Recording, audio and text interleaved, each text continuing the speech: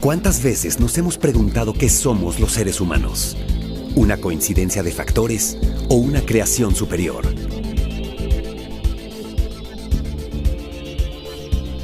Hay incógnitas que los han planteado cientos de años atrás los griegos y siguen pendientes. ¿Qué somos? ¿O nos hemos caído de un árbol? No, somos algo importante de la vida.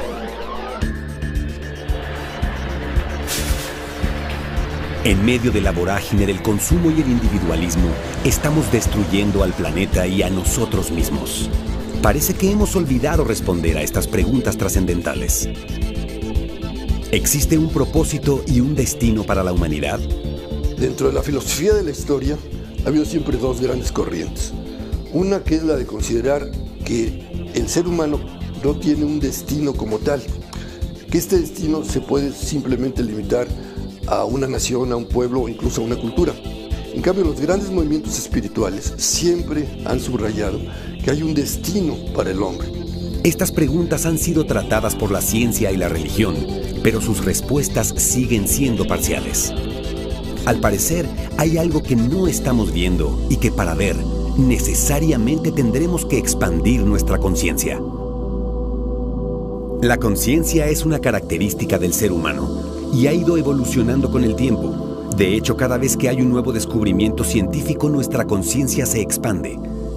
Ciertamente, nos hace distintos saber que las estrellas son lejanos soles que pueden albergar incluso sistemas solares similares al nuestro, a pensar que eran agujeros en el suelo del paraíso por donde se filtraba la luz, como se pensaba popularmente en la Europa medieval.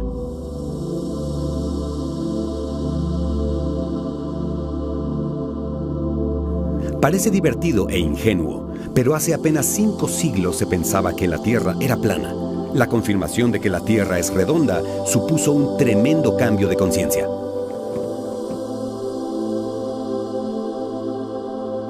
Un ser humano que nace hereda no solo características físicas y psicológicas de sus padres, sino que además toda la herencia del conocimiento humano. Conocimiento que la humanidad tardó miles de años en recopilar. Nosotros conocemos dos tipos de memoria. Hay una memoria que es la memoria humanidad, justamente, que almacena todas las experiencias vividas por el hombre desde que se incorporó a esta forma de existencia.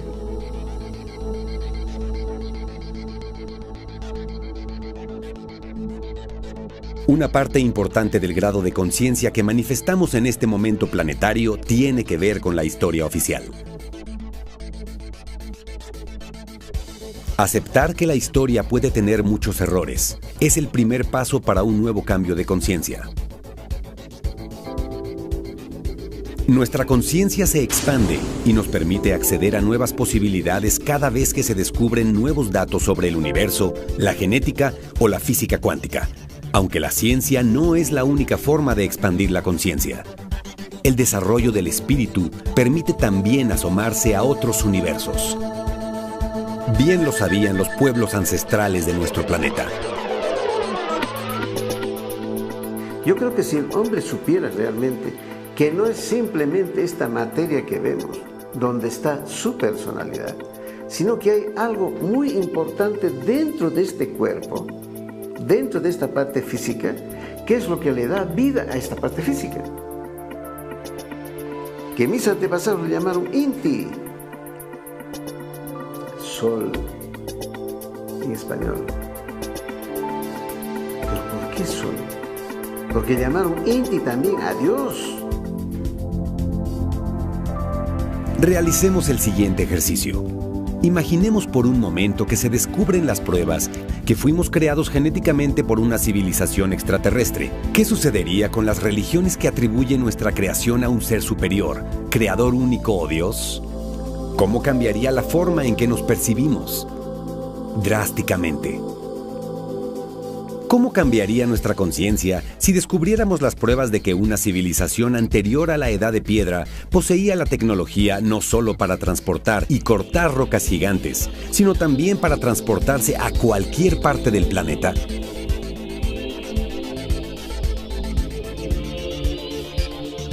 ¿Cómo cambiaría nuestra conciencia si descubrimos que ese conocimiento no era solo tecnológico, sino filosófico y espiritual, y cuyos contenidos se están revelando hoy en todo el continente americano? ¿Cómo cambiaría nuestra conciencia si al acercarnos a ese conocimiento descubrimos que sí existe un destino y una misión, y que las preguntas existenciales, ¿quiénes somos y hacia dónde vamos?, quedan resueltas? ¿Están preparados? Esto es América, la revelación.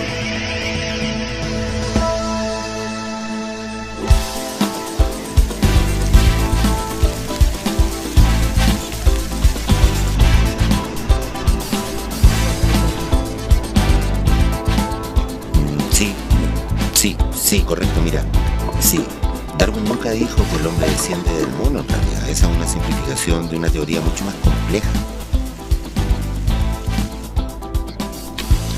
aprovechada para fundamentar en parte ideologías como el capitalismo, como el racismo, el colonialismo, o incluso el nazismo. Espérate, viene a lo mejor. Porque Darwin sostenía todo lo contrario. Él estaba absolutamente convencido de que para que la evolución se produjera, era indispensable la cooperación y la dependencia de unos seres con otros. Y de hecho este enfoque dio origen a movimientos como el pacifismo o el progresismo. Sí, yo ya estoy en México, efectivamente. Creo que tengo todo. Sí. Voy a estar en Tepoztlán este fin de semana. El lunes tengo una respuesta, ¿no? Ok. Te veo el lunes entonces. Órale, bye.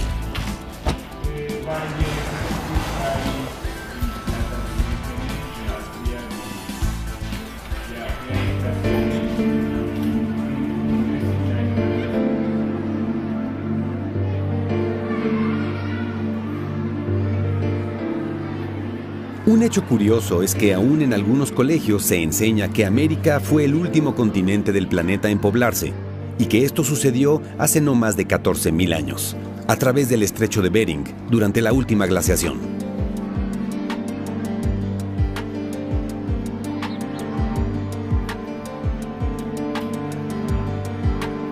Aparentemente, el hecho científico de haber encontrado restos humanos con 30.000 años de antigüedad en el sur de Chile o de 60.000 años de antigüedad en Piedra Forada en Brasil no cambia la percepción de la gente ni mueve los programas educativos en los colegios.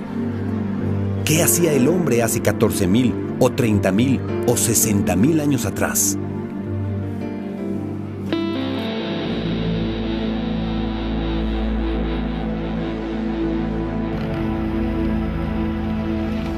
He vivido pensando que la existencia es extraña, que hay muchas cosas que no cuadran partiendo de la existencia en sí.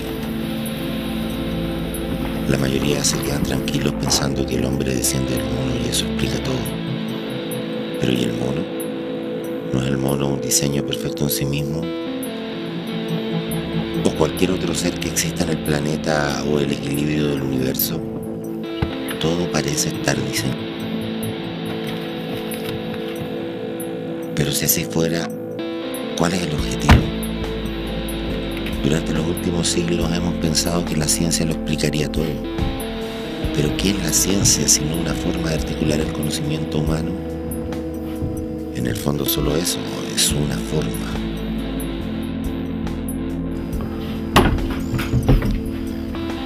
Tengo que cambiar este cerebro urgente. Espero que la vieja máquina de diapositiva aún funcione. Nos espera una larga noche.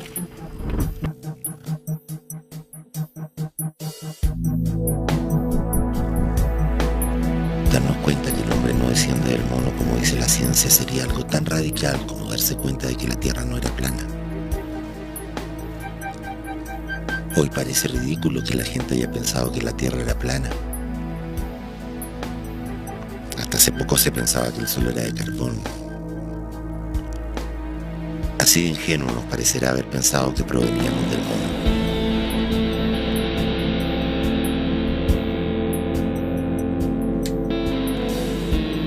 Si el hombre no desciende del mono, entonces aparecimos de la nada, cuando la Tierra estuvo lista para recibirnos. Todo indica que algo o alguien nos puso aquí. ¿Dios? ¿Extraterrestres? ¿Ambos? Hay muchas cosas que no cuadran. Desde niños nos enseñaron que el hombre apareció sobre la Tierra en la forma que tenemos hoy hace unos 200.000 años, y que esto sucedió en el centro de África, probablemente en el actual territorio de Etiopía. Homo sapiens le llamaron. Nos explicaron que si bien otras especies parecidas a lo que somos hoy habitaron el planeta desde hace 4 millones de años, puntualmente el Australopithecus y el Homo erectus, nunca se ha podido establecer si existe o no un vínculo entre esos seres y nosotros, ya que no se ha descubierto o tal vez no exista la conexión evolutiva entre el Homo erectus, nuestro probable antecesor, y el actual Homo sapiens, el famoso eslabón perdido.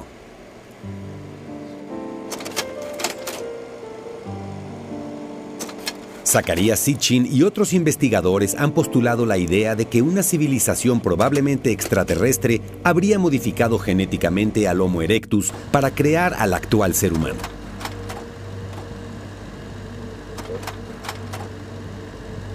De acuerdo a los estudios realizados por Zecharia Sitchin, que se sabe es uno de los más grandes eruditos en lenguas antiguas, al traducir las tablillas súmeras encuentra que efectivamente habría habido una raza extraterrestre llamada los Anunnaki que habrían mezclado sus genes con los protohumanos existentes en la Tierra para crear una nueva forma, una nueva raza. Que en algún momento determinado este tipo de seres estuvieran en la Tierra, que nosotros fuéramos perfectamente una especie de mutación genética de algún mono y por eso nunca se va a encontrar el eslabón perdido, que nos convertimos en Homo sapiens, y que eso debió ocurrir hace unos 150.000 años, no más atrás, como Homo sapiens me refiero, y que eso es lo que luego se generó o generaron tantas leyendas que aparecieron en libros sagrados como la Biblia, por ejemplo, cuando se habla de un jardín del Edén,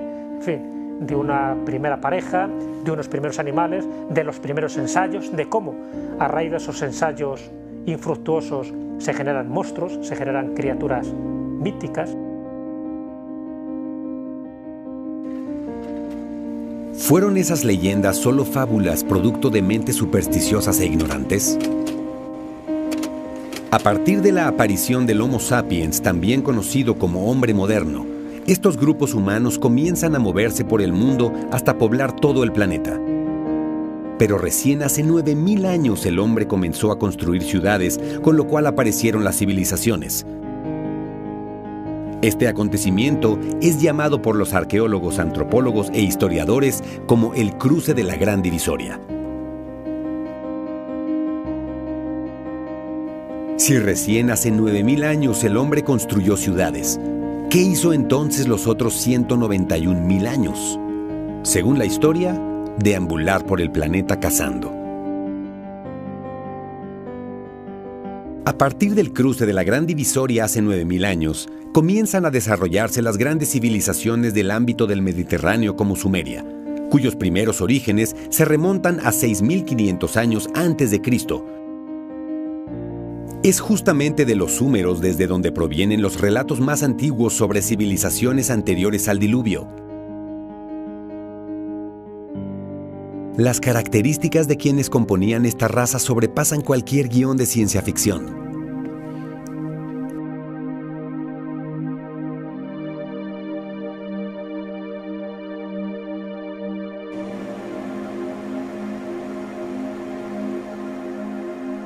Tal vez el registro escrito más antiguo que se conoce sobre la existencia de una raza prediluviana provenga justamente de Sumeria.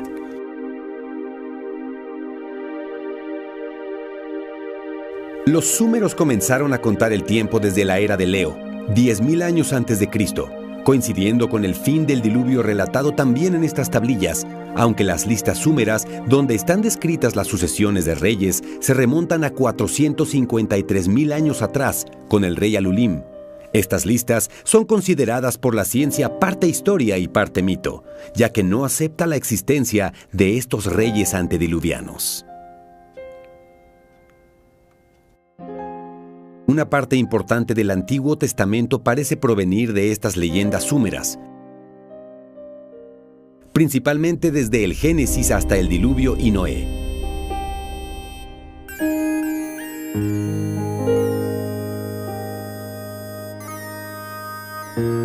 Yo soy un estudioso de las tradiciones, de las leyendas, de los mitos, porque sé que ahí hay una base para luego entender determinados acontecimientos históricos. Por desgracia, lo que sabemos del pasado de la humanidad es muy poco. No llega a un 5% de todo lo que hemos podido rescatar. Muchas veces para entender lo que pudo haber pasado, ¿no?, en esa historia lejana, en esa prehistoria, nos tenemos que ir a las leyendas, a los mitos. Y ahí entras casi en tus convicciones personales. Alulim, quien sería el primer hombre súmero y que comparte incluso algo de su genética con el dios Enki, equivaldría al Adán bíblico, quien según este libro sagrado vivió 930 años.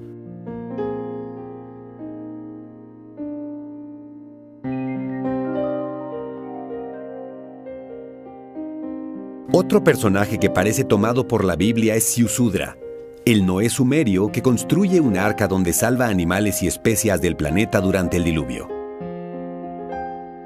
Ziusudra vivió, según los súmeros, 36.000 años. Hay que recordar que la Biblia habla de hombres que vivían muchísimo más que el hombre actual. Tanto Noé, que vivió 950 años, como Matusalén, el hombre más longevo de la historia, según la Biblia, quien vivió 969 años, forman parte de estos relatos.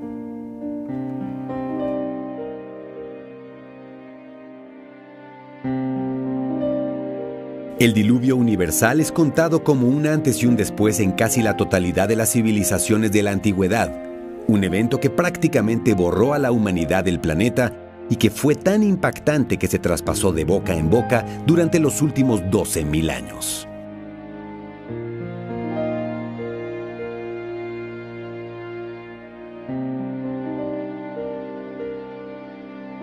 Decíamos entonces que la primera civilización de la Tierra después del diluvio sería Sumeria. Sin embargo, recientes investigaciones y descubrimientos harían dudar de esta teoría. Uno de los sitios más notables en esta relación es Caral, en el centro del Perú, una civilización cuya antigüedad se acerca bastante a las ciudades súmeras y es a lo menos la ciudad descubierta más antigua de América. Los arqueólogos han postulado que el hombre construyó las ciudades por un motivo en particular: la guerra. Necesitaba defenderse de otros pueblos. Y aunque hasta el día de hoy esta teoría no ha podido demostrarse, sigue siendo la respuesta más difundida por la ciencia.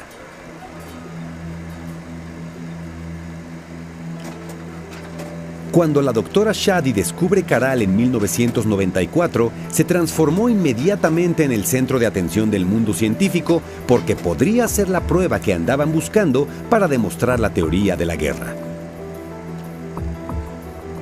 Sin embargo, las investigaciones del sitio demostraron que la gente de Caral vivió en paz y prosperidad durante miles de años y que su modelo de desarrollo fue copiado por otros pueblos del Perú, la Amazonía y los Andes. Uno de los detalles importantes de la arquitectura de Caral es que posee una de las pirámides más grandes del mundo, y este punto no es menor. Para construir una pirámide se requieren especialistas en diversas áreas y una fuerza de trabajo gigantesca para la época. ¿De dónde obtuvieron los conocimientos para lograr tamaña empresa hace casi 6.000 años? Es el caso de los egipcios. Hasta los propios egiptólogos te reconocen que cómo es posible que en el año 3000 a.C. aproximadamente, un pueblo semibárbaro, como eran los antiguos egipcios, pudieran alcanzar ese desarrollo, esa cultura, esa sofisticación, cuando surge Menes, que es el primer faraón que unifica Egipto y el que se convierte, ya digo, en ese primer faraón de la primera dinastía. Hasta ese momento, Egipto era nada, un pueblo casi nómada que luchaba con las tribus de las zonas para conseguir un territorio. Y casi de la noche a la mañana, en un espacio de tiempo muy corto, empieza a ser una de las culturas de referencia más importantes, ¿no? La gente de Caral sería lo menos contemporánea de los primarios egipcios, pero probablemente coincidieron en el tiempo con los súmeros, un par de milenios antes por lo menos. ¿Cómo pudieron los habitantes de Caral tener el conocimiento para construir pirámides monumentales en el mismo momento que en Mesopotamia? Una constante en las primeras civilizaciones es que parecen haber recibido un impulso en un momento dado para surgir y desarrollarse. Es la pregunta que los científicos se hacen con Sumer por el grado de conocimiento astronómico que poseían.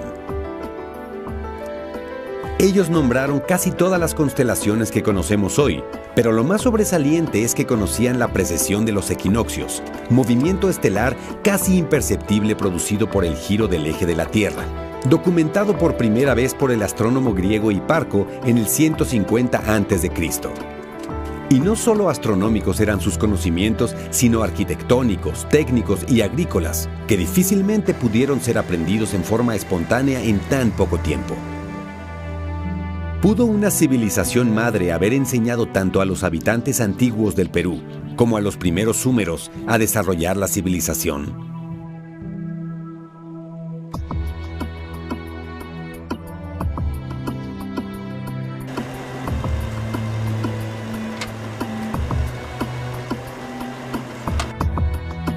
Decíamos que según la ciencia, Sumer es la primera civilización del planeta y de la cual provendrían incluso los egipcios, y que Caral, una civilización similar en antigüedad a las ciudades súmeras, podrían tener un origen común en una civilización madre, anterior incluso al diluvio universal. Pero, ¿qué civilización pudo haber existido antes del diluvio, o antes de la historia, en plena edad de piedra? Existe incontable evidencia en gran cantidad de sitios del planeta que comparten denominadores comunes difíciles de explicar si no nos abrimos a la hipótesis de avanzadas civilizaciones en el pasado. José Vasconcelos, intelectual y humanista del siglo XX, exrector de esta universidad y a quien se le debe el escudo de esta máxima casa de estudios, en su texto titulado La raza cósmica, misión de la raza iberoamericana, hace mención de 4 civilizaciones anteriores. El problema está en saber qué cultura esa era la cultura madre de la que proceden luego las distintas culturas que nosotros conocemos, ¿no? Como puede ser la egipcia, la sumeria, la del Valle del Indo, incluso todas las culturas precolombinas, que cronológicamente son muy recientes. Si hablamos de una cultura madre, hay mucha gente que habla de la Atlántida. Piensan que la cruz griega, la cruz que está representando los 4 elementos y los 4 puntos cardinales, no la cruz cristiana, que es una cruz diferente, pero esa cruz griega sí se encuentra en todo este tipo de culturas y piensan que sería el símbolo que identificaba a la Atlántida. Si pensamos en una civilización anterior al diluvio, imaginamos la Atlántida. Platón describió la Atlántida en sus libros Timeo y Critias, los cuales, según el mismo Platón comenta, se habrían basado en los relatos de un monje egipcio. La Atlántida, esa mítica isla que se habría hundido producto de un cataclismo y cuyos habitantes poseían un vínculo profundo con el agua y las criaturas marinas. Desarrollaron una gran sofisticación en las ciencias y el espíritu, y que, según cuenta Platón, habría sido destruida producto de la soberbia de sus habitantes.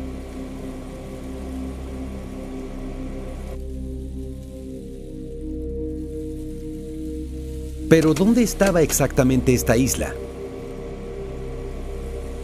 Según los relatos de Platón, la Atlántida estaba ubicada al este de los Pilares de Hércules, es decir, al este del estrecho de Gibraltar, y cuyo tamaño era mayor que Libia y Asia juntas. La única porción de tierra de ese tamaño al este de África es América. Sin embargo, la historia de Platón dice que esa civilización fue destruida por un cataclismo y se hundió en el mar. Y eso no ha pasado con América. ¿Dónde estaba la Atlántida entonces? Hace unos pocos años, el destacado investigador de la Real Fuerza Aérea Británica, Jim Allen, mostró pruebas precisas de que la descripción geográfica de la Atlántida de Platón coincidía exactamente con una zona concreta del altiplano boliviano, que según la geología y los relatos ancestrales, esa zona habría sido un mar interior hasta hace unos 12.000 años, cuando un cataclismo volcánico cambió bruscamente el paisaje. Los últimos vestigios de este mar son el lago Titicaca, el lago Po y los gigantescos salares. Muchos relatos ancestrales en el actual Perú, en Bolivia, en el norte de Argentina y Chile, hablan del gran diluvio andino y de un gran cataclismo que sobrevino hace miles de años.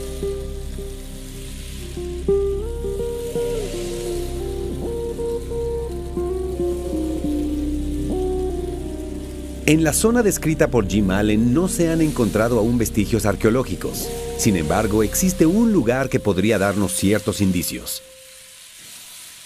Ese lugar es Tiwanaku.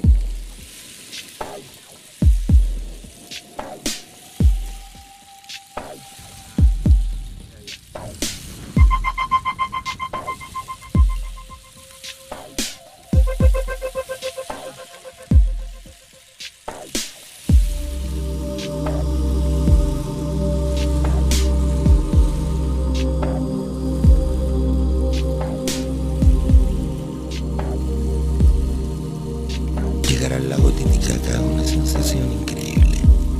Ya sobre sus aguas y dejando atrás la ciudad de Puno, no es difícil de mencionar el inmenso mar que existió aquí 12.000 años atrás. Pensar que este lago representa solamente el 3% de lo que era antes.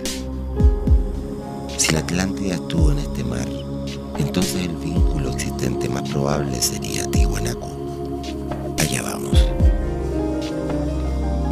Jim Allen no fue el primero en proponer que la Atlántida podría estar en Bolivia. Uno de los sitios más enigmáticos de América es Tiwanaku. Tiwanaku está ubicado en la zona oriental del lago Titicaca, en el actual territorio boliviano. La historia oficial ubica el origen de este sitio en el 1500 a.C. La data exacta no ha sido posible, ya que solo se ha explorado un 4 o 5% del lugar. El primer europeo en investigar el sitio fue Arthur Poznański, un destacado investigador e ingeniero entre otros títulos, amigo personal de Einstein y de otros importantes científicos de la época. Entre muchos escritos, libros y publicaciones destacan Tiwanaku, el origen de la humanidad, donde presenta pruebas astronómicas y materiales sobre el origen del sitio, ubicándolo hace 17.000 años. Esta teoría no es aceptada por la ciencia, ya que rebate todo lo investigado sobre el origen de las civilizaciones. Hola, soy yo de nuevo. Me acabo de enterar que los manuscritos originales que contenían toda la investigación de Poznański desaparecieron el año 2002 del Museo Plaza del Hombre Americano en La Paz. Sí, en Bolivia. Sí, esos documentos son considerados por quienes lo conocieron como las pruebas materiales del verdadero origen de Tiwanaku. Sí, no lo vas a creer, hace 17.000 años.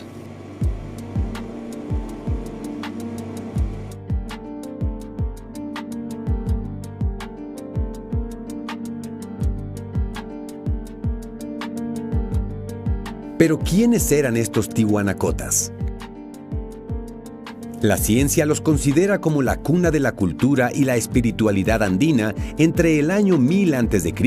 y el 1000 después de Cristo, logrando una impresionante sofisticación en sus construcciones, el arte, la tecnología hídrica y agrícola, influenciando a toda la zona de la Amazonía, el noroeste argentino, el norte de Chile y la zona del actual Perú y Ecuador. Los incas consideraban a Tiwanaku como su origen cultural y espiritual. Aunque cuando aparecen los primeros incas en el 1200 de nuestra era, Tiwanaku ya había sido abandonado por sus habitantes un par de siglos antes, algo similar a lo que sucedió entre los aztecas y los teotihuacanos. Según sus propias crónicas, cuando los españoles llegan a Tiwanaku, se impresionan a tal nivel con la sofisticación de esta ciudad abandonada que deciden destruir todo lo posible para evitar que en Europa se desarmara completamente la versión de que los pueblos americanos eran prácticamente salvajes y así seguir justificando el saqueo y la masacre.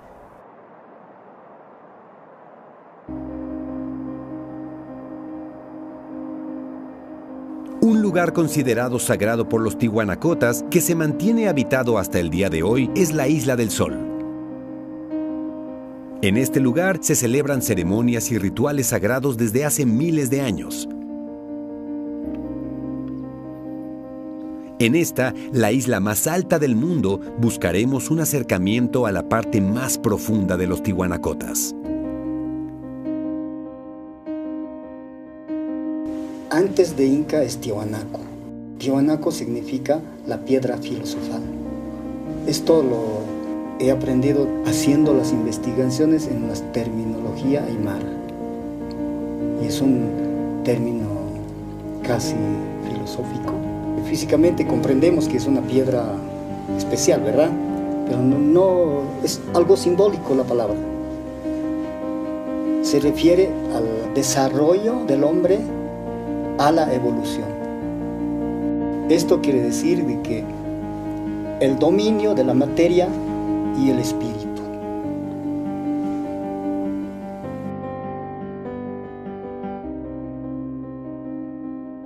A simple vista y observando sus monumentos megalíticos y su arquitectura, podemos desprender un profundo conocimiento astronómico y un manejo inexplicable para trabajar y transportar la piedra.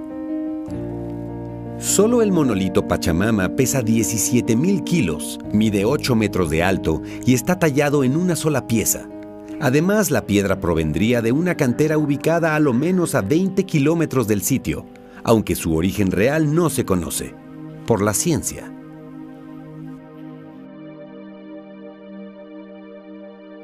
Podían transportar rocas, piedras a Tiwanaku de distintos lugares. Y también para las construcciones como en Cusco, Machu Picchu.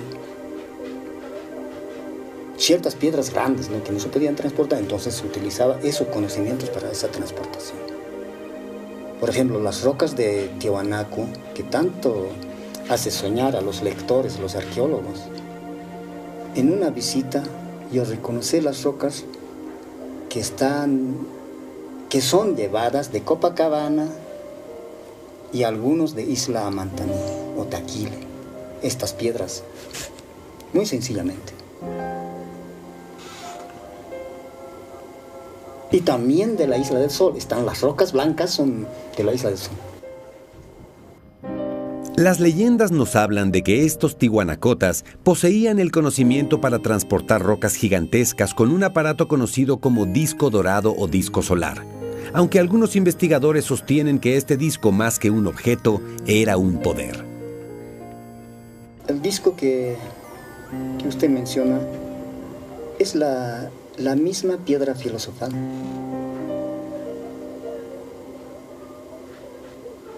Y está en la isla. Y el hombre puede conseguir en esta isla ese disco. Pero no es objeto. Yo desde pequeño tenía curiosidad, ¿no? El Inca, ¿qué tenía en su mano? Decía, ¿no?, a mi padre. Él me contestaba, el sol.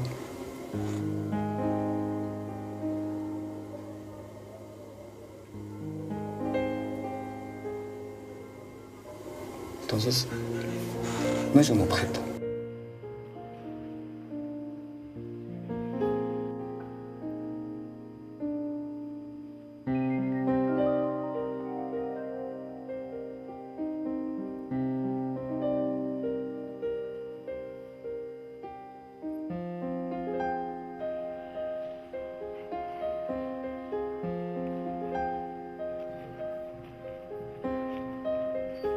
Uno de los lugares desenterrados más sorprendentes es el templete semisubterráneo, donde se observan decenas de rostros con diferentes características morfológicas y culturales.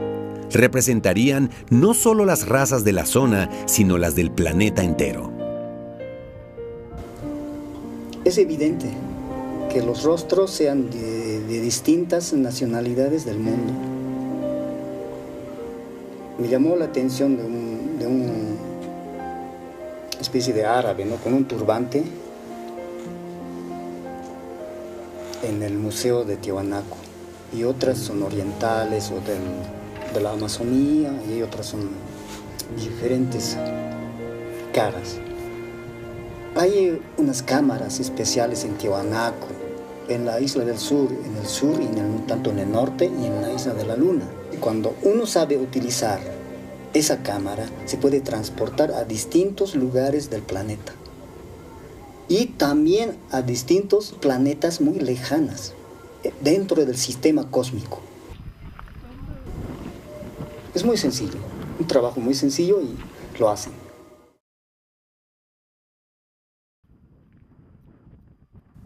Un lugar intrigante dentro de la ciudad de Tiwanaku es la pirámide de Kalasasaya, donde recientemente se ha descubierto que posee galerías y cámaras subterráneas cuyos objetivos aún no se descifran. Aunque tal vez lo más sorprendente sean los grandes bloques magnéticos que están ordenados y alineados perfectamente sobre la parte más alta de la estructura. ¿Por qué poner ahí piedras con propiedades magnéticas? Nadie lo sabe hasta ahora. Lo único claro es que toda la ciudad parece estar hecha de bloques que encajan entre sí como un gigantesco Lego, llegando a su máxima complejidad en la pirámide de Pumapunku, donde no existe explicación para entender cómo cortaron estos bloques con una precisión que hasta el día de hoy es muy difícil de lograr. Es justamente la precisión de estos cortes lo que permite encajarlos unos con otros, formando una construcción con características antisísmicas y prácticamente indestructible. Tenían una profunda conexión con el agua. De hecho, se presume que la zona de la pirámide de Pumapunku habría sido un puerto en una época en la que el lago Titicaca mostraba un nivel muy superior al actual.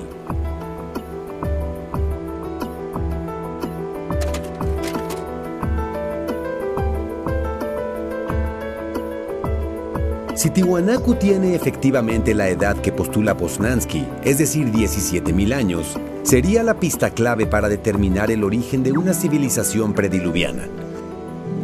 Pero si la Atlántida efectivamente estuvo en el altiplano boliviano como postula Jim Allen, tendríamos necesariamente que replantearnos toda la historia de nuestra civilización.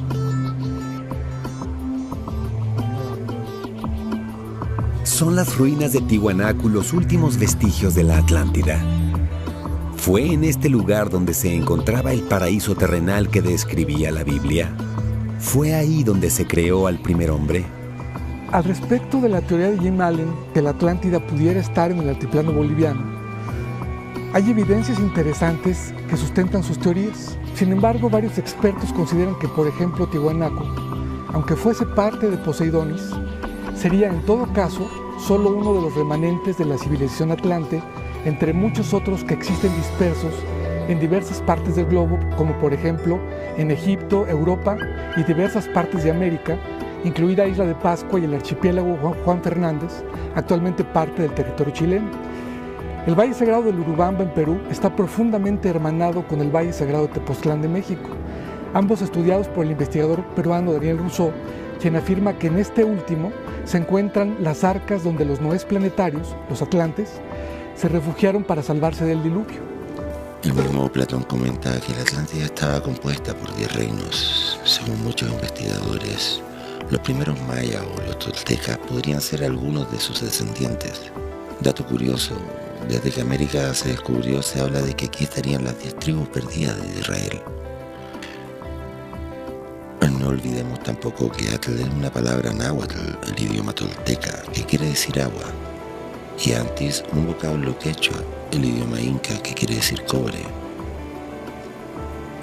Sobre esta historia encontramos evidencia en todo el planeta. Pero claro, la Atlántida si realmente desaparece hace 12.000 años, como así parecen demostrarlo los indicios, entre ellos pues el famoso libro o los dos libros de Platón, el Timeo y el Critias, también estaríamos hablando de una cultura relativamente reciente. Se habla de que habría anteriormente a la Atlántida otra cultura madre, y ahí cambian los nombres o hay variantes, y es donde se produce un cierto despiste, porque se habla de Lemuria y se habla de Mu. Existen importantes antecedentes de que la Atlántida no haya sido ni mucho menos la primera civilización del planeta. Hubo una civilización que no se desarrolló en una isla, sino en un continente. En el continente hundido de Mu.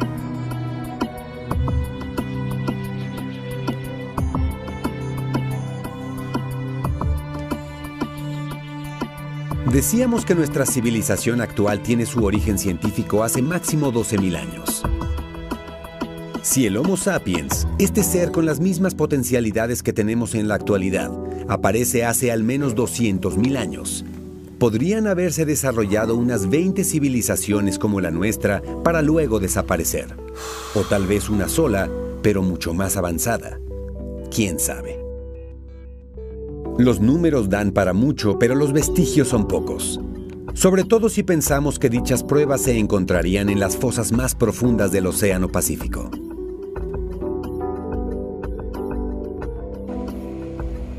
Las investigaciones de James Churchward, un oficial del ejército británico en la India en el año de 1860, se basan en antiguos textos escritos en vasijas de barro que un sacerdote hindú con quien entabló amistad le habría enseñado para su estudio.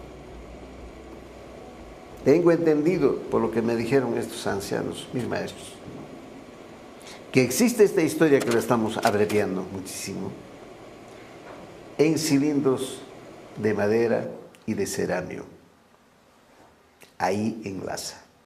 Churchward determinó que un gran continente se hundió en el cinturón de fuego del Pacífico hace unos 17.000 años, y que habría albergado a una gran civilización cuyos orígenes se remontan incluso hasta 200.000 años atrás, lo que coincide con los relatos de las tablillas súmeras.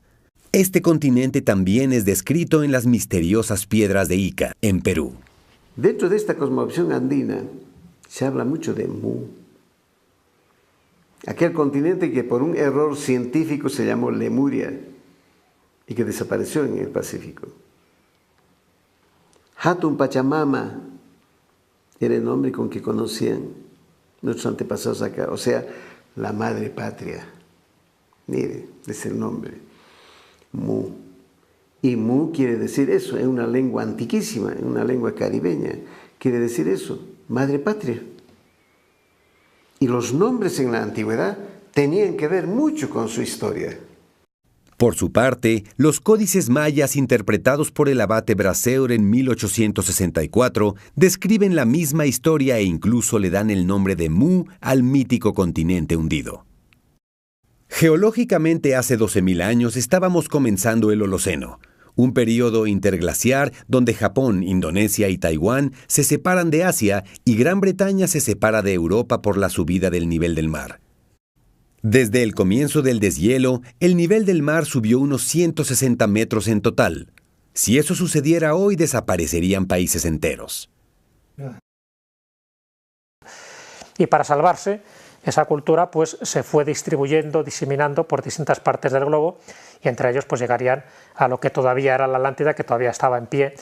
Y a raíz también de la destrucción de la Atlántida, pues se asentaron en distintas partes del mundo, parte del Atlántico, lo que serían culturas precolombinas, y parte de África, como sería la cultura egipcia, y parte de Asia, como sería toda la cultura, por ejemplo, de Sumer, de Babilonia, incluso parte de la India, en el Valle del Indo, donde se asentaron en ciudades como Mohenjo-Daro o como Harappa, que estarían actualmente en Pakistán.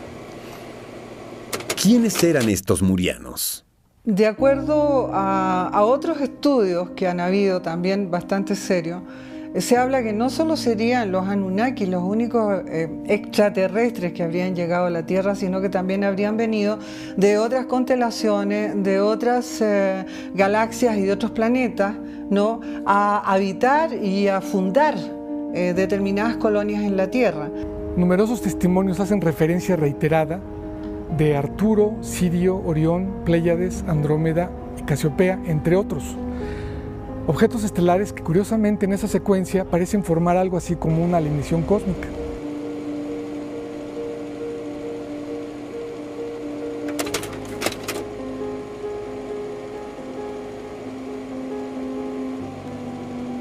Tenemos una serie de vestigios, sobre todo en América, donde se habla de los que llegaron de Venus para constituir el avance de esta fórmula genética que somos nosotros. La estrella de 8 puntas representada en el monolito Pocopia, encontrado cerca de Tiwanaku en el 2002. También representada en la Fuente Magna, encontrada también en las proximidades del lago Titicaca. Ambas representarían al planeta Venus. Venus también es pieza clave en la cosmogonía maya y de otros pueblos de Mesoamérica, y como vemos es representada como la estrella de 8 puntas. La misma representación encontramos en el desierto de Atacama y en California, en Taltal o en Telauquén, en el Aconcagua, en la cultura mapuche, inca, en Dinamarca, Alburquerque y en Sumeria, muy vinculada a la diosa Ishtar. ¿Que los murianos vinieron de Venus? Eso explicaría la devoción que generó este planeta en los pueblos originarios del mundo. ¿Será posible? El hundimiento de Mu fue un proceso lento, por lo que muchos de sus habitantes lograron ponerse a salvo. Seres con grandes conocimientos se repartieron por todo el mundo. Una parte vino a América y otra se fue a Asia, con el mismo conocimiento, con la misma sabiduría de esa gente. Y tenían un compromiso, llevar ese conocimiento, hecho sabiduría, a todos los pueblos de la tierra, enseñando a vivir mejor, enseñando de que Dios sí existe. No es una utopía, no es algo que se le ocurrió al hombre, no. ¿Pudo haber sido Noé un muriano escapando de las inundaciones globales? ¿Pudieron existir muchos hombres como él, que partieron a diferentes partes del mundo y por eso esta historia se repite en tantos lugares del planeta? Igualmente, da la impresión de que grandes arquitectos salidos de Mu vinieron al este y fueron al oeste, llevando el conocimiento de sus construcciones pétreas sobre todo. Los murianos habrían traído con ellos un gran nivel de desarrollo espiritual y filosófico a los pueblos humanos que apenas comenzaban a desarrollarse en distintas partes del mundo. Habrían fundado lugares sagrados como el Tíbet. Estarían tras el origen de la filosofía hindú y del budismo, y sus principios siguen presentes en los pueblos originarios del planeta.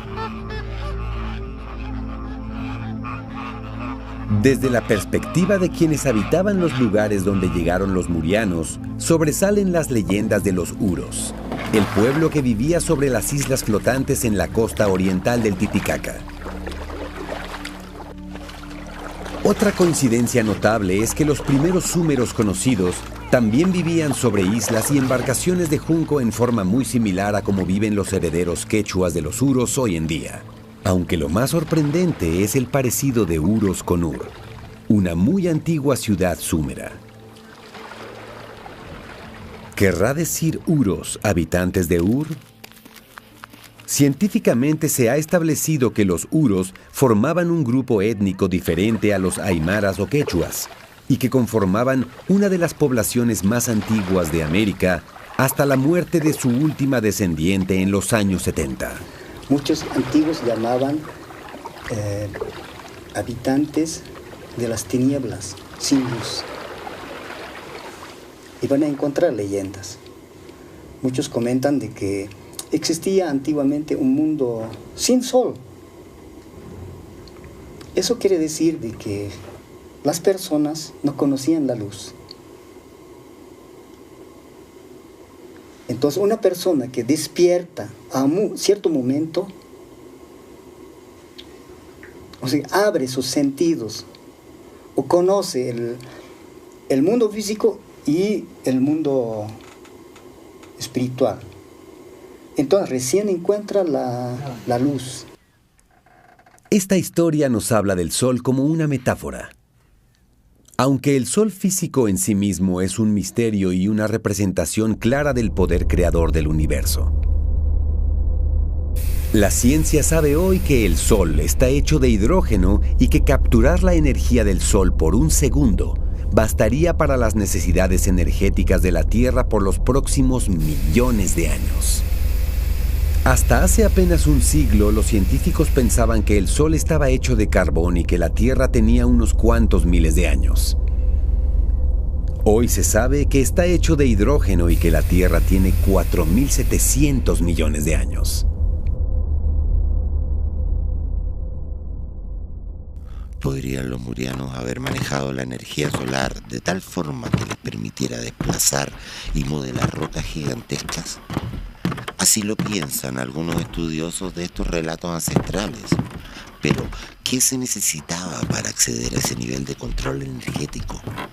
Según algunos, esta tecnología era controlada en parte por el grado de desarrollo espiritual de estos murianos.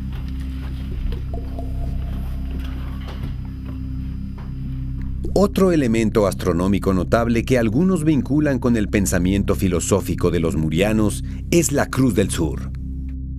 La Cruz del Sur llamó la atención y alguien, eso dice la tradición nuestra, dentro de una hermandad muy hermética, nos dice eso. Vino un sabio y mostró a la gente la Cruz del Sur y después desapareció. Les dijo, estudien la Cruz del Sur. En la Cruz del Sur van a encontrar mucha información. Cuando se habla del conocimiento de la cruz por las culturas precolombinas, está claro que es anterior a Colón, que es anterior a los templarios, que es anterior incluso al mismo Jesucristo. O sea, la cruz es un símbolo universal. De hecho, cuando Hernán Cortés llega a las costas mexicas, se encuentra que ya la cruz la tiene esta cultura, esta civilización.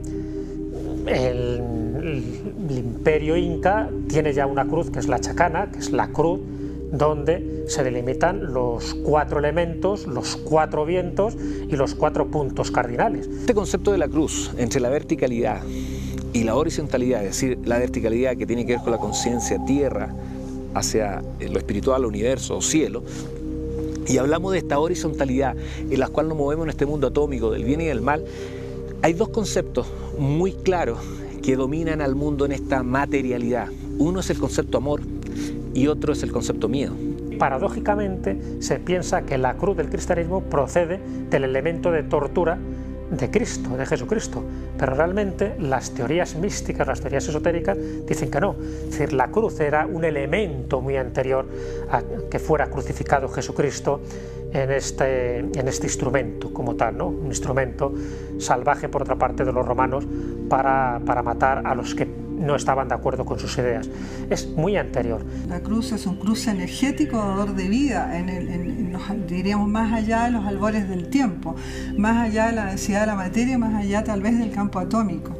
Es un cruce dador de vida donde convergen las 4 fuerzas, pero que en el origen serían potencia. 4 puntos que no son espaciales, sino energéticos. Y en su centro estaría lo que sería la simbología de la Virgen Negra, la materia prima no manifestada, el caos, el antes de la manifestación, donde está la materia prima lista para ser fecundada. Y entonces un rayo de luz lo penetra y con la convergencia de las 4 fuerzas se produce la vida. Entonces esa sería la fórmula de la vida. Y esa fórmula de la vida, al entrar a la densidad de la materia, quedó atrapada en un campo. Y entonces los brazos de la cruz se cierran. Y ese sería el encierro en el cual nosotros nos encontramos como campo atómico. Desde el momento que partimos de la base de que la cruz es un arquetipo, que es un símbolo universal, que es un símbolo que no se puede atribuir a ninguna cultura determinada, pero que luego ha sido modificado, alterado y acondicionado por distintas creencias y distintas fes religiosas, desde ese punto de vista hay que pensar que la cruz es un sistema equilibrado. Me refiero a la cruz griega, no a la cruz latina. ¿Por qué es un sistema equilibrado? Porque realmente está marcando unos ejes, unas coordenadas, pues exactas. Por una parte, es decir, el eje vertical estaría representando la parte espiritual y el eje horizontal estaría representando la parte material. Y es muy fácil de ejecutar cualquier ceremonia en ese nivel, de la línea horizontal. Pero hay otra que es la más vertical, es más difícil, es más complicado y es más beneficioso. Entonces, estamos hablando de la cruz cuadrada en esto. La cruz cuadrada es el elemento unificador del pensamiento espiritual del mundo. Un símbolo de unión en el tiempo y en el espacio dejado en algún momento por los murianos, tal vez con la idea de que nuestra generación descifre su significado. Puede ser, aunque existen pruebas mucho más tangibles. ¿Cómo se veían? ¿Qué características físicas podrían tener? Otro de los indicios de que una civilización madre pudo influenciar a distintos pueblos del mundo es la práctica de alargar cráneos. Según las investigaciones oficiales, esta práctica se realizaba desde tiempos ancestrales y ya había sido descrita por Hipócrates 500 años antes de Cristo. Estudios más recientes han permitido determinar que el alargamiento craneal era costumbre en Europa, China, Japón, en tribus sirias, tahitianas, kurdas y malayas. En Norteamérica, los cabecichatos o flatheads, los mayas, aztecas y totonacos. En Sudamérica, los quichuas y los omaguas en el Amazonas. Es decir, por todo el mundo. La explicación científica es: un fundamento estético floreció espontáneamente entre tantas diferentes y distantes personas y produjo la decisión de transformar la forma natural del cráneo y la evolución normal del cerebro a algunos miembros de su clan o tribu. Estudios recientes vincularían la incidencia de cráneos alargados con la sofisticación artística de los pueblos que la practicaban. El ejemplo más claro es Egipto. El primer faraón egipcio que mostró esta deformación craneal fue Akenatón en el 1400 a.C. En América se han datado los cráneos más antiguos con hasta 5.000 años de antigüedad. Algunos investigadores más osados piensan que la deformación volvía a los sujetos más intuitivos. De hecho, el área cerebral que más se desarrollaba era el cerebelo. Si nos abrimos a esta última posibilidad, podríamos agregar que desarrollaban capacidades extraordinarias.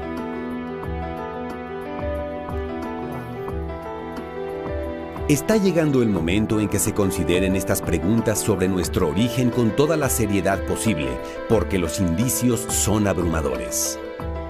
Mapuches, sumerios, mayas, egipcios, templarios, griegos, todos parecen coincidir en una época pretérita donde los experimentos genéticos crearon las criaturas deformes o gigantes que se mencionan en la Biblia o en las epopeyas griegas.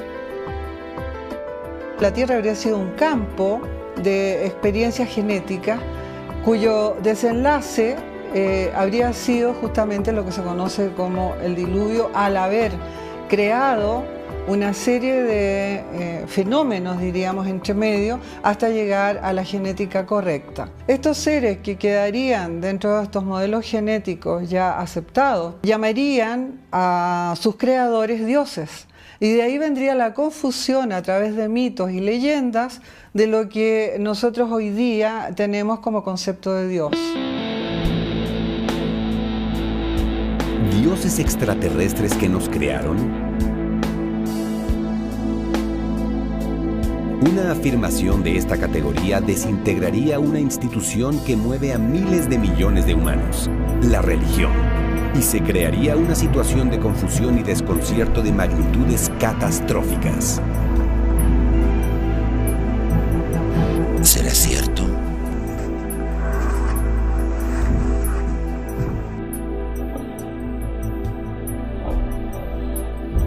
El ser humano fue creado a partir de una modificación genética por extraterrestres. Entonces, toda la descripción bíblica del jardín del Edén no es más que la crónica del momento.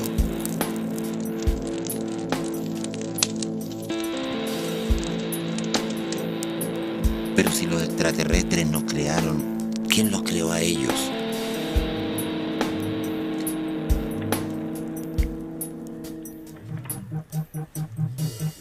La existencia de Dios es un tema complejo y simple a la vez. A la ciencia le parece ingenuo que los antiguos pueblos de la Tierra adoraran al sol. Es primitivo o sinónimo de ignorancia. Pero en lugar de esa aparente superficialidad fetichista, lo que encontramos es una profunda comunión espiritual. Su contacto con la divinidad fue mucho más fluido que el que experimentamos hoy, y dentro de esa comunión, seres más evolucionados dieron impulso a nuestra propia evolución humana. Seres que los antiguos humanos catalogaban como dioses.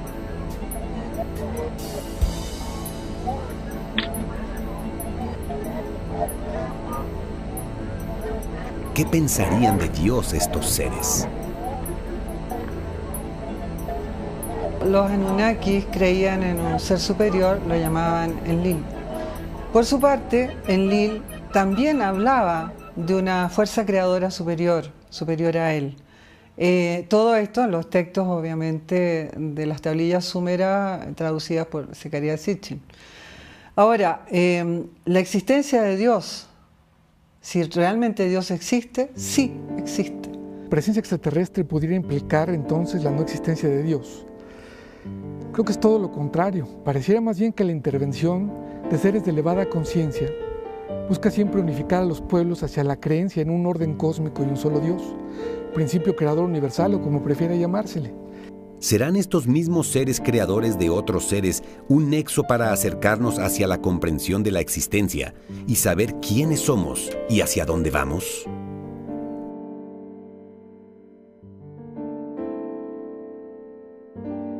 Chichén Itzá es el mayor altar al dios Kukulcán, la serpiente emplumada, una de las principales deidades mayas. Si bien Kukulcán fue representado por una serpiente que desciende desde la cúspide de la pirámide durante los equinoccios, en realidad su imagen corresponde a un hombre bastante más alto de lo normal para la época, de piel blanca, barbado y con ojos azules, que apareció en una época tardía de la cultura maya. De hecho, las mujeres mayas practicaban el alargamiento craneano en sus hijos para que se parecieran a Kukulcán. Es decir, para los toltecas se hablaba de Quetzalcóatl, o para los mayas hablaban de Kukulcán, o para los chibchas de Colombia se hablaba de Bochica, o para los incas se hablaba de Viracocha. Es decir, estaríamos hablando de dioses con esas características anatómicas muy similares, dioses blancos, barbados, con una estatura superior a las suyas. Así que cuando llegan los españoles y después el resto de los europeos a distintos lugares de América, tanto Centroamérica como Sudamérica, en principio pensaron que eran enviados de esos otros dioses, instructores y primigenios que in illo tempore habían estado en el continente americano instruyendo, ayudando a la población a construir pirámides o sencillamente pues a alimentarse con lo que daba la tierra o a conocer la bóveda celeste y tener unos conocimientos astronómicos mucho más avanzados que los que tenían, por ejemplo, en el resto del mundo. ¿Está llegando el momento del contacto o el reencuentro definitivo entre estos seres y la humanidad? Al parecer, así lo demostrarían los indicios. La humanidad es parte de un plan que se viene gestando desde el comienzo de los tiempos. Las claves de este plan estarían descritas en las estrellas y sus etapas en los calendarios ancestrales americanos.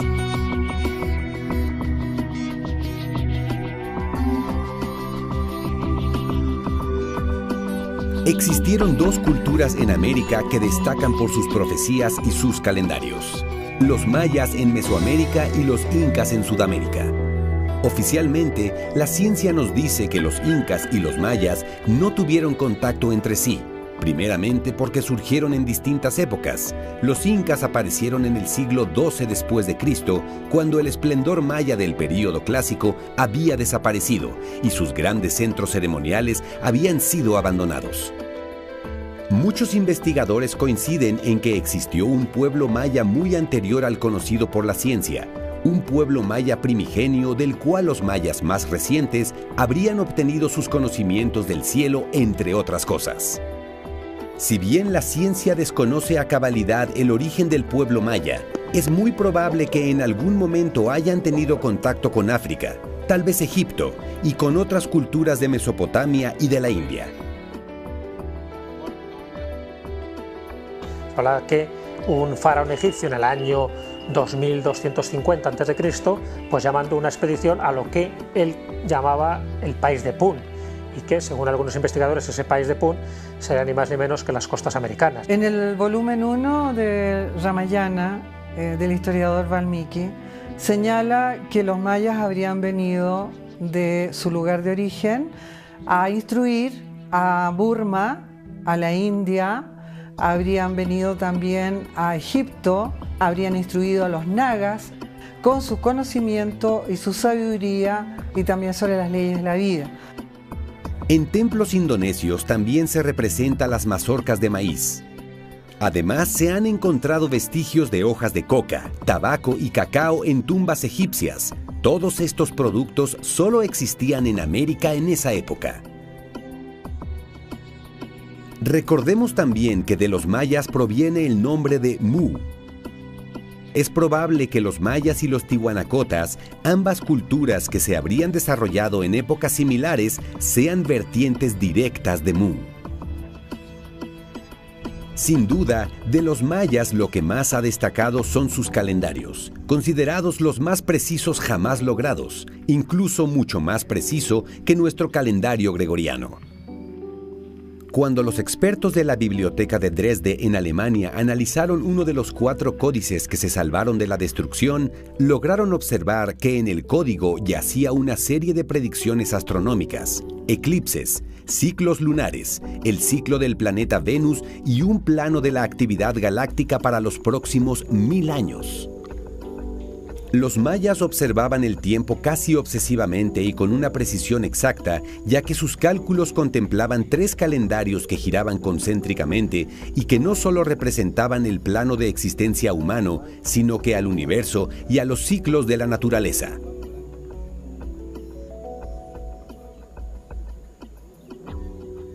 Los mayas veían el tiempo como ciclos, a diferencia de los occidentales, que entendemos el tiempo como una línea.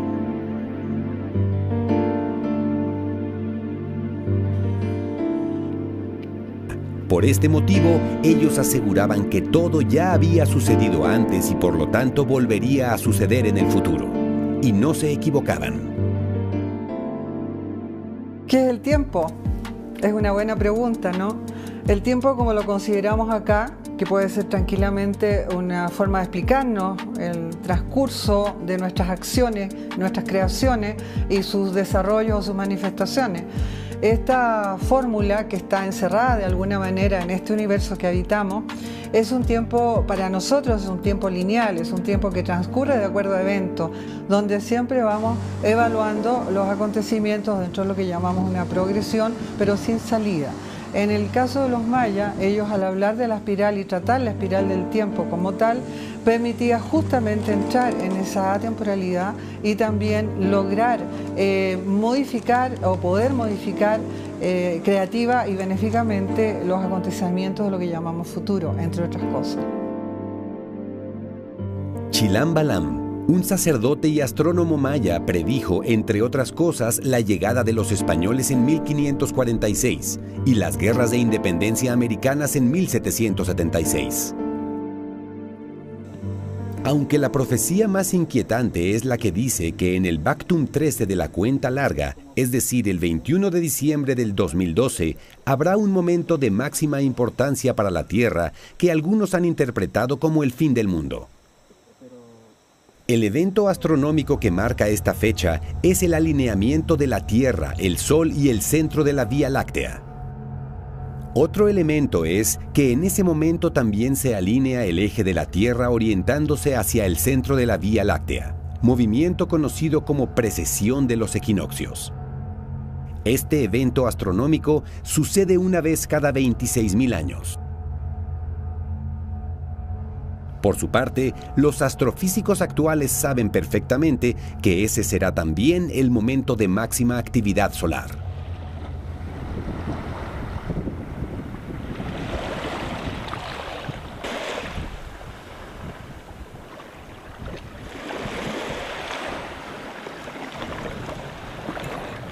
Ya dijimos que el tiempo maya es cíclico y para ellos lo que pasó en un momento determinado vuelve a ocurrir aunque en un grado evolutivo mayor, similar a una espiral.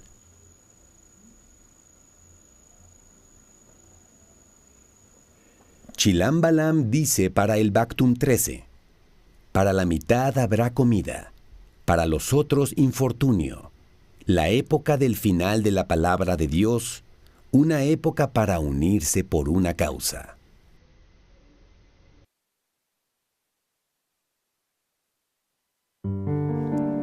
Se sabe tanto por los relatos ancestrales como por las investigaciones científicas que los incas aparecen en el siglo XII. La tradición oral dice incluso que la primera pareja real inca, Mama Oclo y Manco Cápac, parten desde la Isla del Sol a fundar el Cusco y reconocen Tiwanaku como su origen sagrado.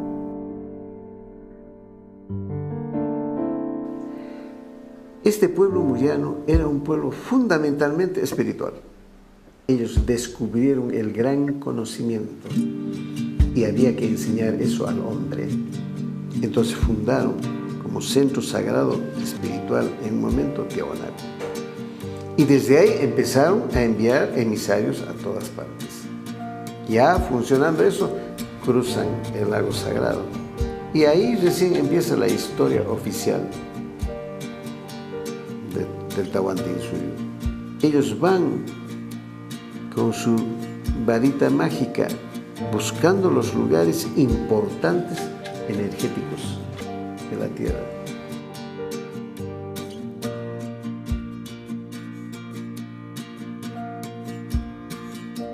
Y así descubren muchos lugares y fundan, hay otros lugares sagrados. Y así construyen Machu Picchu. Machu Picchu es un lugar sagrado. Es un lugar al que hay que visitar con mucho respeto.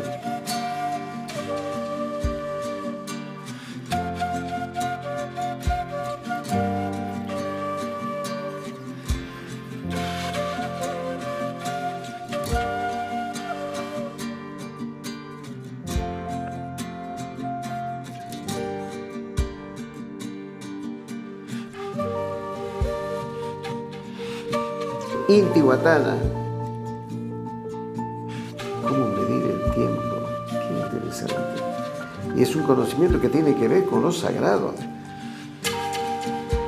El tiempo y el espacio que nosotros tratamos de manejar hoy no nos permite conocer mucho de lo que sí ellos conocían desde ahí, desde Machu Picchu, el universo.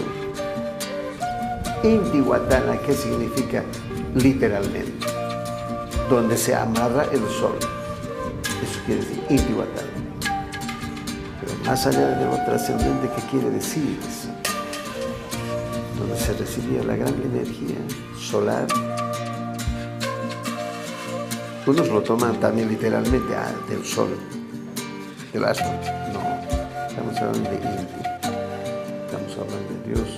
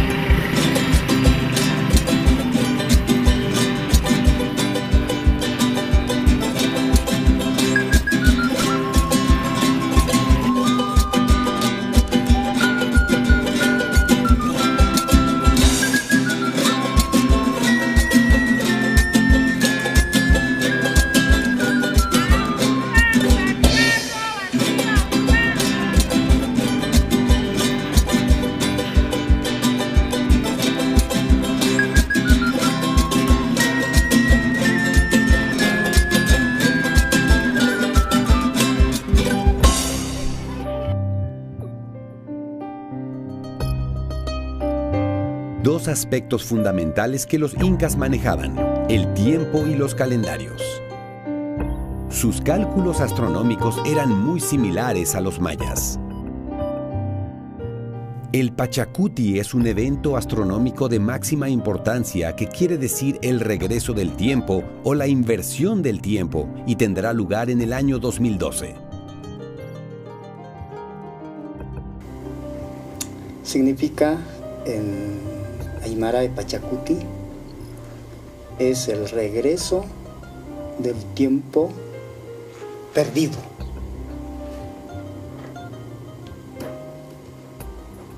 Eso quiere decir el regreso de lo que hemos perdido. Pachacútec fue un gobernante inca que transformó un simple cacicazgo en un imperio, el Tihuantinsuyo. Semánticamente, Pachacuti quiere decir vuelta de la tierra. De hecho, es común ver a los niños quechuas hablar de cuti, vuelta, cuando solicitan una revancha o cambiar de turno. La interpretación más divulgada tiene que ver con que Pachacuti representa un cambio profundo en el ser humano, o una especie de renacer de las personas que se produce a partir de un fenómeno climático o un gran movimiento social, o ambos, que deriva en una transformación total de las conciencias y por ende afecta a la raza humana en su totalidad.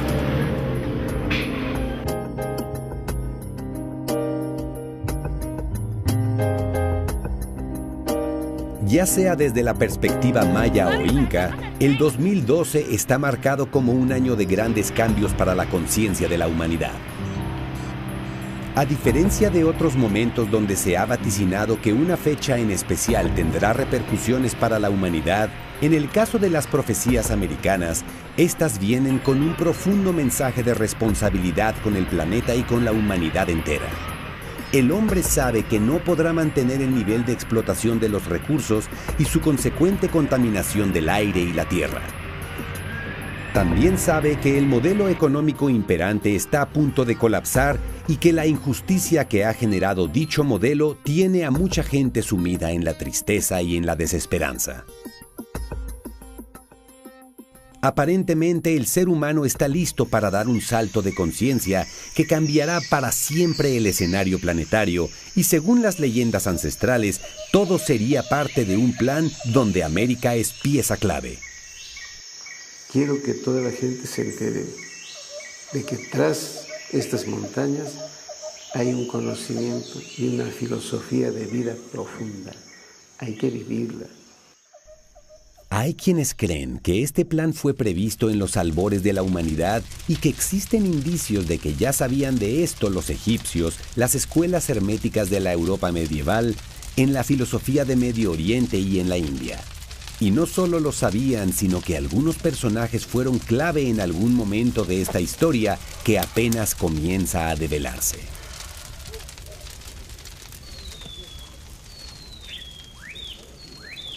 Se nos sigue enseñando en las escuelas, hasta en las universidades, de que el nombre de América viene de Américo Vespucio, este navegante italiano. Por azar, pues se dio nombre a todo ese continente a raíz de que le manda unos mapas y una información a Watzenmüller, que era un cartógrafo alemán, y luego queda recogido en el mapa de 1507, diciendo que esas eran las tierras de Américo. ¿De Américo? No. Viene de otra palabra muy antigua, Amaracá. Amaracá quiere decir tierra de inmortales. De ahí viene el nombre de América.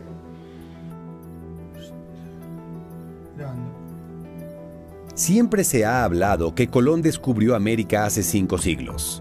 También la ciencia destaca el aislamiento en que América se desarrolló en relación al resto del mundo y lo particular de sus culturas y civilizaciones, producto justamente de este aislamiento. Tenemos que recordar, por ejemplo, que durante varios milenios las culturas de Europa, de Asia y de África mantuvieron comunicación. Entonces hubo una interrelación entre estas culturas, que es la que va generando todas las culturas que surgen en el ámbito del Mediterráneo, por ejemplo. En cambio, las culturas de América se mantuvieron totalmente alejadas de cualquier influencia. América no habría estado tan aislada. Lo que sucedió es que quienes sabían de su existencia guardaron muy bien el secreto. De hecho, hay antecedentes de visitas muy, pero muy antiguas. Evidentemente que hubo una gran penetración de migraciones asiáticas, posiblemente también de negras, de acuerdo con algunos elementos que podemos afirmar al respecto, y también provenientes del Pacífico. América ha estado recibiendo oleadas de visitantes desde mucho antes de la conquista. Luego dicen que los fenicios estuvieron buscando la tierra de Ofir. Se ubicaría en la zona del actual Brasil, según se acredita con la piedra de Paraiba, que está escrita en esa escritura cananea, que es la escritura que utilizaban los antiguos fenicios. Se dice que los vikingos estuvieron en Norteamérica, y eso ya no hay ninguna duda. Leif Erikson, el hijo de Erik el Rojo, estuvo en las tierras de Vinlandia, lo que sería actualmente Terranova. Estuvieron los chinos, al parecer, según la tesis de Gavin Menzies, por lo menos en el año 1421.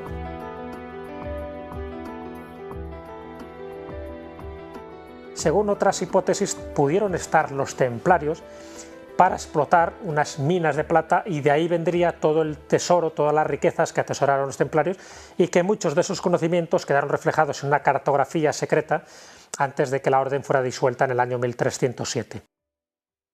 El visitante más destacado y polémico en la historia reciente de América es sin duda Cristóbal Colón. Un personaje de aquellos con una vida personal prácticamente desconocida y un legado lleno de símbolos y misterios. ¿Fue Colón un templario infiltrado? ¿Sus conocimientos del planeta podrían provenir incluso de Egipto? Una de las escuelas más antiguas de Europa es la francmasonería, refundada en 1723, pero cuyos orígenes se remontan incluso a la escuela del faraón egipcio Akenatón en el año 1500 a.C. ¿Quiénes eran y qué hacían exactamente los masones? La masonería, que se llama masonería especulativa, parte más o menos de 1723 con las constituciones de Anderson. Anteriormente a eso se le llamaba la masonería operativa o masonería que construía, o de constructores, básicamente constructores de templos. Los masones fueron experimentados constructores de templos y antes de pirámides. Viene de una historia mucho más antigua y se establece básicamente, algunos de ellos desde la escuela de Akenatón, allá por el 1400, 1500 a.C. Mantuvieron una estrecha relación con los templarios, esa poderosa orden de sacerdotes guerreros que posteriormente fue proscrita por la Iglesia y perseguida por los reyes de la época. Gran parte de la orden templaria permaneció siglos en Tierra Santa, lo que hoy es territorio israelita y lo que antiguamente fue Egipto. Se presume que en este período los templarios conectan con informaciones y conocimientos filosóficos distintos a los que se profesaban en Europa y que literalmente transformaron su cosmogonía. Los templarios lograron una gran fortuna como orden y con la ayuda de los masones construyeron las catedrales más grandes de Europa y a través de sus crípticos simbolismos intentaron permear a la religión católica y dejar ciertas pistas.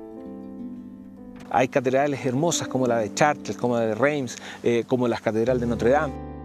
Establecen básicamente una arquitectura que está puesta en geometría sagrada y que lo único que hace es reflejar el universo en el punto en el cual ésta se encuentra.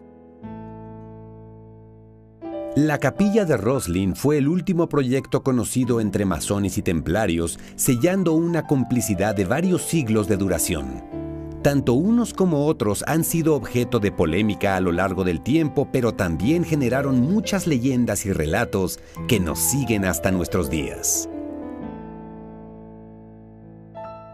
Hay otros indicios de que se supone que los templarios estuvieron en América, que es la capilla de Roslin, en Escocia. En la capilla de Roslin están grabados a nivel de forma ornamental unas mazorcas de maíz. El maíz era desconocido antes del descubrimiento oficial de América.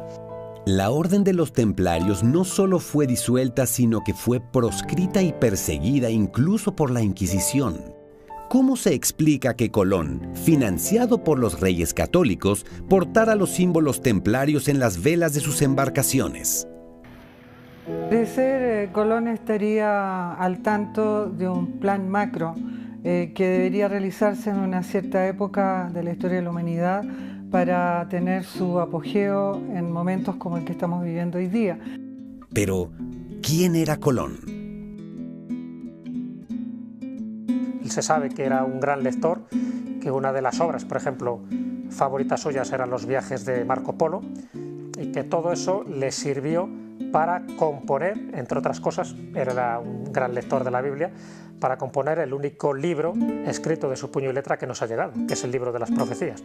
Uno de esos libros que nos daría un cierto conocimiento del otro Colón. Él pertenecía a una cofradía que se llamaba Los Hijos de la Luz. Estaban en posesión de informaciones tradicionales o informaciones inspiradas. A ver, sobre Colón se ha dicho muchas cosas, ¿no? Distintas documentaciones que le pudo haber llegado o contactos que pudo haber tenido. Uno de ellos es con Leonardo da Vinci, que recibió una carta de Leonardo donde le decía la ruta más plausible para llegar a las nuevas tierras que aún estaban por descubrir. Pero desde mi punto de vista todos son rumores, son leyendas, porque esa carta nunca ha aparecido. De hecho, tampoco se sabe si los dos hermanos que cuentan, ¿no?, que sería Bartolomé y Diego, serían hermanos reales, hermanos de sangre. Serían los tres hermanos pertenecientes a una fraternidad, a una cofradía. Él sí se creía un ser especial, él se creía un iluminado, un profeta, una persona que tuvo una etapa de misticismo que además quedó reflejado en su firma, en ese Cristo Ferens, en esas 3 S y una A. Que significa el que porta el Cristo o el que porta la luz. Inanua, mi patria es una frase que él destacaba. El término Anu, presente en el Egipto antiguo, como palabras de alguna manera sagradas o que indicarían procedencia de dioses. Y también se relacionaría con la palabra Anunnakis, que también podríamos pensar de que hay un vínculo que definiría a Colón como no soy de este mundo. Estaríamos ahí directamente imbuidos en la parte más mística, más esotérica de ese viaje que hizo Colón a lo que luego, incorrectamente, se llamó América.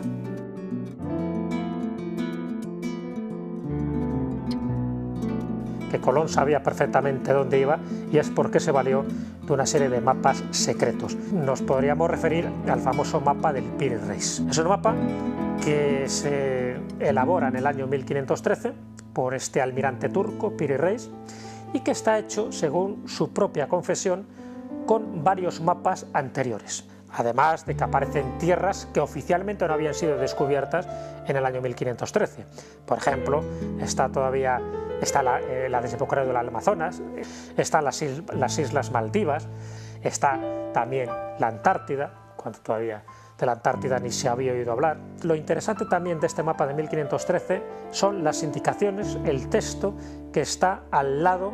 Dice que un genovés infiel llamado Colón llegó a esas tierras de Antilia en el año 890 de la Égira, es decir, de la era musulmana, del calendario musulmán, que eso dentro del calendario gregoriano equivale al año 1485. ¿Es un hecho entonces que Colón sabía perfectamente a dónde iba porque ya había estado allí? ¿Será posible que Colón haya comenzado un proceso de mestizaje genético mundial como sucede en la conquista, siendo consciente de esto? Sí, era consciente, aun cuando por su misma condición humana seguramente no tenía todos los hilos tomados. Entonces, ¿cuál era el objetivo de que este mestizaje se realizara? España es considerado el crisol de raza del viejo continente, diríamos. Y al venir a América se mezcla esa genética, ya considerado un crisol, con civilizaciones ancestrales americanas. Porque esta fusión, como creo que ya habíamos mencionado, no fue nada más racial, sino fue también cultural y espiritual. Entonces, esto ha generado en América un arquetipo de personaje que abarca toda América, que ha logrado sintetizar en su ser todas las grandes herencias físicas, culturales y espirituales de la humanidad, que no se ha producido en ninguna otra parte del mundo. O sea, el mestizo por excelencia en la historia de la humanidad es el americano, que puede presumir de ser heredero de toda la cultura de la humanidad, porque la lleva en su sangre, la lleva en su cultura y la lleva en su espíritu. Este mestizaje tuvo un costo alto para los pueblos americanos. Debieron ver morir su cultura y en muchos casos dar la propia vida para cumplir con los designios del universo. Tal fue el caso de los aztecas, donde recogemos un testimonio de profunda espiritualidad. Moctezuma, cuando llegan los españoles, él prácticamente se rinde, sabe que tiene que cumplir la profecía. Lo que es más difícil de entender es qué hace Cuauhtémoc. Lo que hace Cuauhtémoc es decir, un momento, ya el imperio azteca se va a terminar, no tiene salvación, pero lo que sí vamos a salvar es el alma y el espíritu de México. Otro tipo de profecías, como el mismo calendario azteca, que también habla del nacimiento de la Casa del Águila, el nacimiento de Tonatiuh, el niño esplendoroso, para llegar luego, ¿no?, a hablar de los procesos de manifestación del águila que asciende. Para ellos, México era el máximo altar del universo, en donde se podían manejar las energías de tal forma que beneficiasen al universo entero. Lo extraordinario es que en este sacrificio ritual no van a aparecer nada más los guerreros águilas y los grandes sacerdotes, sino que el pueblo entero entiende lo que se le está pidiendo y se ofrenda como sacrificio para lograr salvar ese espíritu de México. Ahora, esta inmolación que tuvieron estos pueblos es de su parte física, ¿me explico? Es el mismo caso de los cristianos que están en el circo romano, no sentían que estaban muriendo para siempre, al contrario, estaban obteniendo una vida eterna gracias a ese sacrificio. El sacrificio de los pueblos americanos al momento de la conquista fue enorme, pero dejó tierra fértil para el nacimiento de un nuevo hombre. José Vasconcelos, Jacobo Grinberg y Antonio Velasco Piña en sus textos hablan del mestizaje planetario que está haciendo surgir en América una nueva mujer y un nuevo hombre. Literalmente en este continente conviven todas las razas del planeta y por ende todas las manifestaciones culturales y filosóficas del mundo. Esto, sumado a la información guardada en estas tierras por los pueblos originarios, hace pensar en las posibilidades. Esta coexistencia permite un sincretismo único que daría origen a un ser más evolucionado y con mayor conciencia y conocimiento de su propia esencia. Entonces pareciera que el hombre está tomando conciencia. Vamos camino a algo muy grande para la humanidad y desde luego para la Tierra.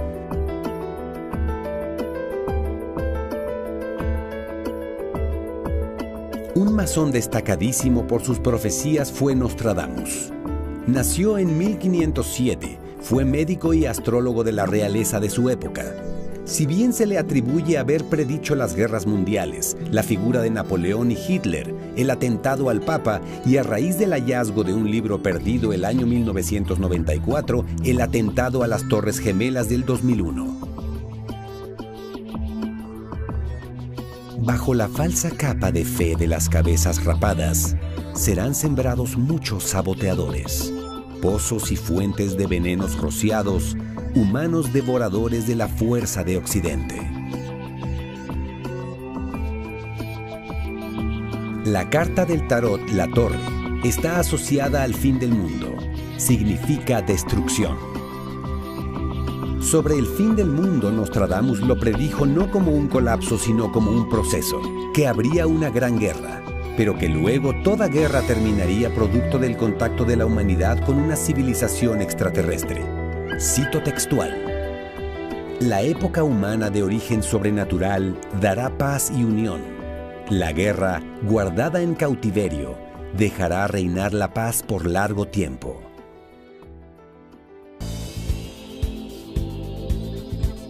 En la última página del Códice de Dresde se presume indica importantes cambios en el planeta. No solo la fecha del 2012, sino que los años que lo preceden y los años que le siguen.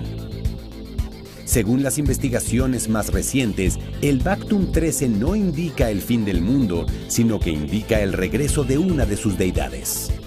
En el sitio tortuguero Macuspana en Tabasco existe una inscripción enigmática. En la estela conocida como número 6 y recién descubierta en el 2011 se menciona un evento que se espera tenga lugar el domingo 23 de diciembre del 2012. Es una piedra enigmática y a partir de lo que algunos creyeron leer en sus inscripciones fue que se empezó a difundir a nivel mundial que el 23 de diciembre de 2012 la Tierra llegará a su fin. A decir de los especialistas del INAH, la pieza rescatada por el poeta Carlos Pellicer en 1958 predice más bien la llegada de un nuevo señor o el inicio de una nueva era. Alguien que llega y que va a asumir un nuevo mandato. Ese día descendería el mismo dios Bolón Yocté, también conocido como la serpiente jaguar, una de las dos deidades olmecas principales. La otra es la serpiente emplumada, conocida luego por los mayas como Kukulcán. Los olmecas son considerados los antecesores de los mayas y de ellos vendría su conocimiento astronómico. Según la predicción, el dios Bolón Yocté presidirá el nacimiento de una nueva era y supervisará el fin de la era actual. Bolón Yocté ha sido traducido como el dios de los 9 pasos, coincidiendo exactamente con los 9 pasos egipcios, las 9 reglas que un faraón debía cumplir para gobernar, y cuyos contenidos están muy vinculados con los 9 dioses egipcios. Las señales de que este cambio de era ha comenzado las vemos a diario en la televisión, con los movimientos planetarios que hemos observado los últimos años. El incremento de los huracanes, terremotos y tsunamis constantes y cada vez más frecuentes y por supuesto los cambios sociopolíticos que observamos a diario. Todo indica que ha comenzado un proceso de cambios globales. Últimamente se está hablando mucho del 2012, de las implicaciones que puede tener para nosotros, para la humanidad, para este planeta, incluso para el sistema solar. Y me preocupa no tanto porque vaya a ocurrir algo en el 2012, que yo estoy seguro que no va a pasar nada, me refiero dramático, a nivel cósmico ese 21 de diciembre del 2012. Yo escribí no hace demasiado tiempo un libro que se llama Las profecías del tercer milenio, donde analizo más de un centenar de fechas de fines del mundo y siempre fallan. Lo que sí va a ocurrir es la evolución del ser humano. Es una fecha que tiene que ver con nuestro propio poder creador.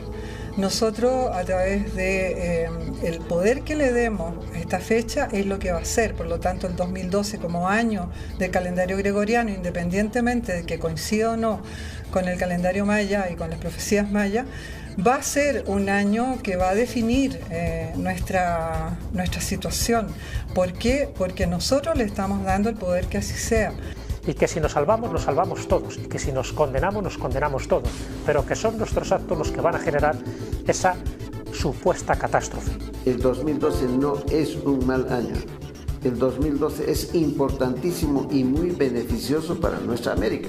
Dentro de este conocimiento es una gran energía que viene hacia nuestra Tierra y que va a tocar con mucha fuerza en el solsticio de invierno del hemisferio sur, con mucha fuerza Sudamérica, pero beneficiándola. Es una energía muy positiva la que llega, muy buena, que va a hacer que el hombre crezca, que despierte el hombre. Figuradamente, pienso que es un tren. Es un tren que no va a parar, es un tren que pasa a cierta velocidad.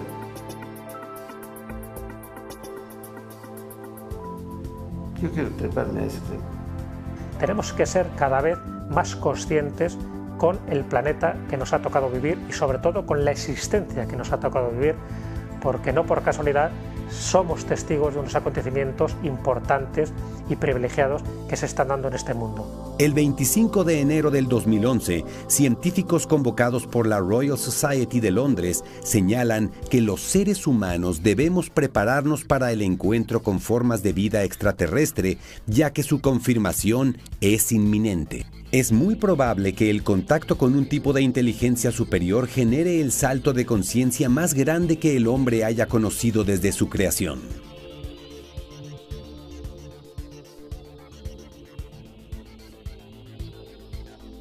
Esto, sumado al vórtice energético universal que supone la alineación prevista por los mayas, permitirá que cientos de miles de seres entren en una nueva etapa dentro de su evolución. Yo no tengo ninguna duda de que estamos en un nuevo despertar de la humanidad. Hay como una mayor masa crítica de personas que cada vez se dan cuenta de que estamos en esa especie de umbral de lo imposible. Es necesario que los seres humanos nos hagamos conscientes de que existen infinidad de niveles de existencia, no solo a través de razas extraterrestres, sino en dimensiones y estados diferentes al nuestro. Es como si estuviéramos interconectados, vamos a llamarlo, por puertas dimensionales. Algunas veces somos conscientes de ese tipo de realidades. La teoría de cuerdas propuesta desde la física cuántica parece demostrar científicamente la existencia de al menos 10 dimensiones diferentes. De gente que asegura haber visto criaturas que en principio no deberían estar ahí o que son imposibles. ¿Por qué? Porque no están catalogadas por la ciencia. Nuestro plano de existencia es verdaderamente complejo, pero al parecer las claves para comprenderlo están aún en América y dependerá de nuestra capacidad individual y colectiva. Entrar en una nueva era de paz a la cual estamos destinados desde el origen de los tiempos. Tengo confianza en el hombre. Está cambiando. Y está cambiando hacia lo bueno. Ya hay muchas muestras.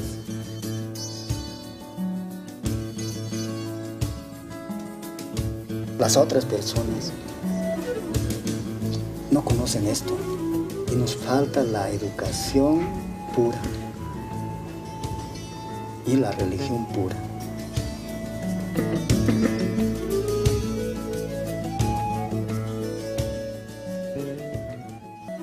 Tenemos que aprender de esta naturaleza para vivir en equilibrio, en armonía con nosotros y con todo lo que existe.